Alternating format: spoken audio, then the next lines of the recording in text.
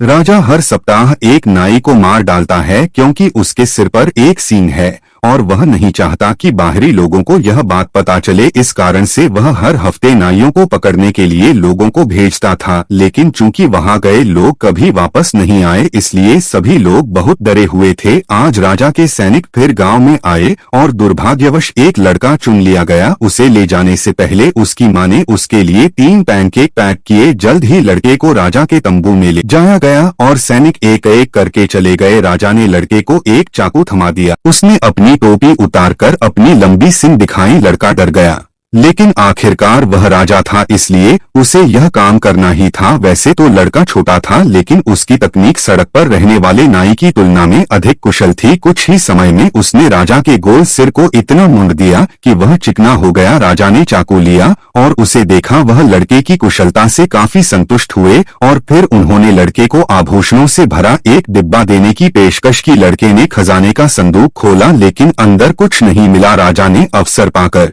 उसे खजाने के संदूक में धकेल दिया। पता चलता है कि खजाने के नीचे एक गहरी गुफा है। यह गुफा देखने में बहुत खतरनाक लगती है। अंदर भूमिगत नदी उफान पर रहती है। राजा को तब तक संतुष्टि नहीं हुई जब तक उसने लड़के को छेद में घुसते हुए नहीं देखा और खजाने का संदूक बंद कर दिया। सौभाग्यवश लड़का अभी मरा नहीं है, लेकिन उसके बचने की संभावना बहुत कम है। लड़के ने अपनी टोपी पहनी और अगले ही पल ऐसा लगा जैसे उसके वहां नीचे कुछ है। लड़का डरकर पीछे हट गया। वह एक विशालकाय अजगर निकला। उसने जल्दी से वह खुर निकाला जो उसकी मां ने उसे दिया था और जोर से फूका। इस सुंदर धुन को सुनकर अजगर अपने शरीर को घुमाने से खुद को रोक नहीं सका और विशालकाय अजगर तुरंत एक छोटे पालतू जानवर में बदल गया। लड़के ने जल्दी से अपनी मां द्वारा पैक किए गए पैनकेक निकाले। जब अजगर ने पैनकेक खा लिया तो उसे अब लड़के को खाने में सहजता महसूस नहीं हुई। अजगर ने लड़के को गुफा के बाहर जाने में मदद की। लड़का जल्दी से गुफा से निकल गया और चला गया।